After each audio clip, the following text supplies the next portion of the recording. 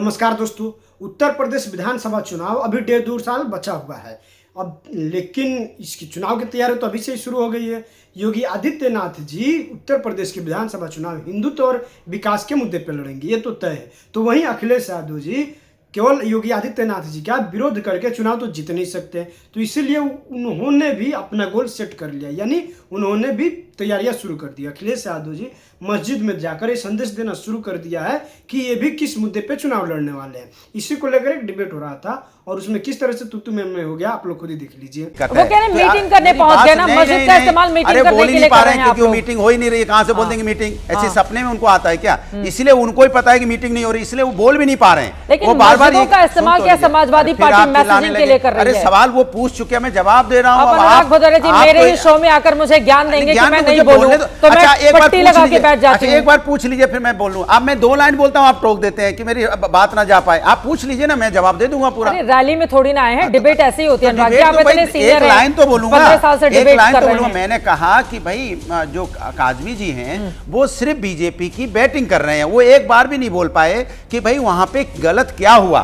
चूंकि एक इमाम साहब हमारे सांसद हैं, उन्होंने कहा हम जहां नमाज पढ़ते हैं आप लोग आइए। चूंकि सभी को अच्छा लगता है भाई मेरा कुलीग पहले यहाँ पे इमाम थे, आइए हम लोग देखने चलते हैं। तो सभी साथी एमपी चले गए। अब उसकी राजनीति करने की कोशिश भारतीय जनता पार्टी कर रही है। तो मैं भारतीय जनता पार्टी से बस इतना ही बोलना चाहता हूं, हम समाजवादी लोग हैं। रूम में बिठा देना, रुकिए ना मेरी बात, फिर आप बोलने लगे। अपने कमरे में बिठा लेते ना, मस्जिद के प्रांगण में बिठाने की क्या जरूरत थी? मैं कह रहा हूं विजिट नहीं हुआ ना, फिर ये मेरी बात हो जाए। अरे वो क्या बोल रहे हैं, वो बीजेपी की तरफ से बोल रहे हैं। मैं ये कह रहा हूं, हमने तो केदारनाथ मंदिर बनाया है ना, तो हम तो कहते हैं बीजेपी के जो यहाँ सपोर्टर बैठे हमारे साथ उसका नारा लगाएं केदारनाथ मंदिर का, और कहें केदारनाथ जो मंदिर बनाया बहुत अच्छा। एक मिनट सुनिए ना मेरी बात सुनिए। राम मंदिर क्यों नहीं गए? अब फिर 500 सालों के बाद बना है राम मंदिर, क्यों नहीं गए? अच्छा हो गया, मैं जवाब 1 साल हो चुके हैं, हो गया ना, भगवान श्री राम की प्राण प्रतिष्ठा के क्यों नहीं गए? अच्छा हो गया, क्यों नहीं गए? बस प्रभु कण कण में है, प्रभु कण। अब सुन तो लिया, फिर हाँ तो सुनिए, प्रभु कण कण में है। सुन तो लीजिए, अब आप बोलने नहीं देंगे। 500 सालों के बाद जिस राम मंदिर का निर्माण बना हुआ नहीं, आप बोल ही नहीं पा रहे, मुझे बोलने का मौका नहीं दे रहे। आप बोलिए केदारनाथ मंदिर जो बनाया वो सबसे अच्छा मंदिर बना, बताइए आप, बताइए केदारनाथ मंदिर अच्छा बना। अरे हमने मंदिर बनाया है तो उसका नाम आप लेने में डर रही है। क्या डर लगता है आपको? किस बात का डर लगता है? बोलिए केदारनाथ मंदिर बना, प्रभु का मंदिर है, महादेव का मंदिर है। हम कह रहे हैं मंदिर बनाया तो आप बोलने से डर रही है। ये आपकी आस्था है, आस्था नहीं है, ये आपकी बीजेपी की भाषा है, क्योंकि आप केदारनाथ मंदिर का नाम लेने में डर रही है। मैं कह रहा हूं कृष्णनाथ का हमने श्री कृष्ण का मंदिर, हमने श्री कृष्ण की भव्य मूर्ति लगाई है, भव्य मूर्ति लगाई है, और आप उसका नाम लेने में डरती है। राम मंदिर क्यों नहीं गए? प्रभु अयोध्या में सांसद जी थे, राम मंदिर क्यों नहीं गए? प्रभु की आस्था का विषय है, सुन लीजिए आप कान खोल के, और आप बार-बार प्रभु के नाम पर राजनीति मत कीजिए। राजनीति हम करेंगे समाज के विकास की, राजनीति करेंगे सामाजिक न्याय की, राजनीति करेंगे समाज के अंदर कैसे विकास हो। समाजवादी पार्टी ने जीती थी, उस अयोध्या की पहचान भगवान राम से है।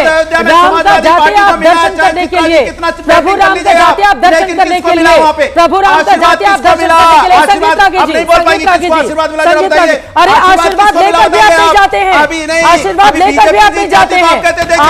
बीजेपी जीत गई, बीजेपी जीत गई, प्रभु का आशीर्वाद बीजेपी पे, हमारे पे प्रभु का आशीर्वाद मुझे मिला है। प्रभु के आदर्श आचरण को हम अपनाते हैं, इसलिए प्रभु ने हमें आशीर्वाद दिया है। आशीर्वाद लेकर भूल गए राम जी को, आशीर्वाद लेकर भूल गए राम जी को, क्यों नहीं गए दर्शन के लिए? क्यों नहीं गए दर्शन के लिए? क्यों नहीं गए दर्शन? कहना प्रभु हमारे हैं, आपका प्रभु में जा रहे हैं, आप क्या करोगे? आप करोगे? मैं कहूं केदारनाथ मंदिर आप क्यों नहीं आए? नहीं आप केदारनाथ मंदिर क्यों नहीं आए? भाई भगवान श्री राम ने जहां पर जन्म लिया मैं वहां गई। कब गए? जो 12 ज्योतिर्लिंग है मैं वहां पर दर्शन करने जाती हूँ। कृष्ण भगवान जहां पर जन्म लिए मैं दर्शन करने जाती हूँ। मेरी व्यक्तिगत आस्था है, मैं जब उस हिस्से में जाऊंगी, मैं जाऊंगी दर्शन करने के लिए। आप अयोध्या जीते, आप राम मंदिर नहीं गए। ये दिक्कत है, आप अयोध्या जीते, आप राम मंदिर दर्शन करने के लिए नहीं गए। क्योंकि आप राजनीति कर रहे हो। अयोध्या आप जीते, अयोध्या आप राम मंदिर क्यों नहीं गए? आचरण को अपना बनाने वाले लोग हैं, हम आस्था वाले लोग हैं। प्रभु के नाम पे राजनीति को बोले दे, उनका फ्रेम आवाज नहीं है। केदारनाथ मंदिर आएंगे, कब आएंगे बताइए? प्रभु सुन लीजिए मेरी बात। अब इनका ऑडियो डाउन कर दीजिए, संगीत जी को बोलने दीजिए, नहीं तो ये चुप नहीं होंगे।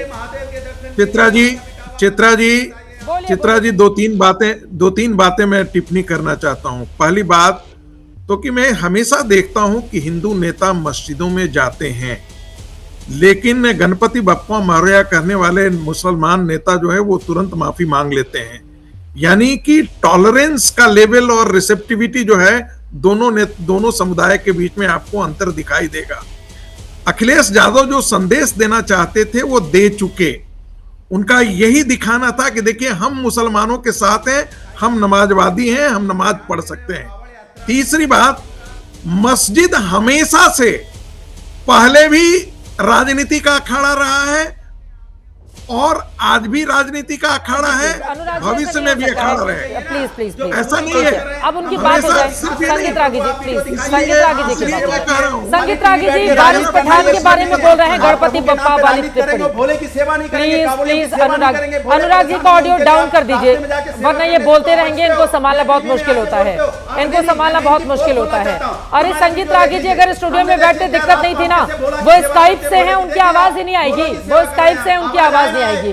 संगीत रागी जी, संगीत रागी जी थोड़ी बोलेंगे। हमारा टीवी नहीं, हमारा जूम करके देखिए आप किस तरह से हम रात भर हम लोग सेवा करने वाले लोग हैं, हम लोग भोले की सेवा कर रहे हैं। देखिए आप, आपको दिखाते हैं, इनकी तरह नहीं है। देखिए आप किस तरह से हम लोग सेवा करते हैं, आप देख लीजिए, इनकी तरह नहीं हम। अनुराग भदौरिया, देखिए किस तरह सेवा करते हैं, देखिए अनुराग भदौरिया, देखिए भोले की सेवा, देखिए अनुराग ये देखिए भोले की सेवा। मुझे लगता है दूसरों को बोलने का मौका मिलना चाहिए। भोले की सेवा देख लो, जिस तरह हम लोग भोले की सेवा करते हैं। अनुराग भदौरिया का रोल जोकर का रोल होता है, और बंसल जी को भी चैलेंज कर रहा हूं, आप भी दिखाइए वीडियो अगर आप। अनुराग भदौरिया का रोल हर टीवी पैनल में एक जोकर के रोल के तौर पर होता है।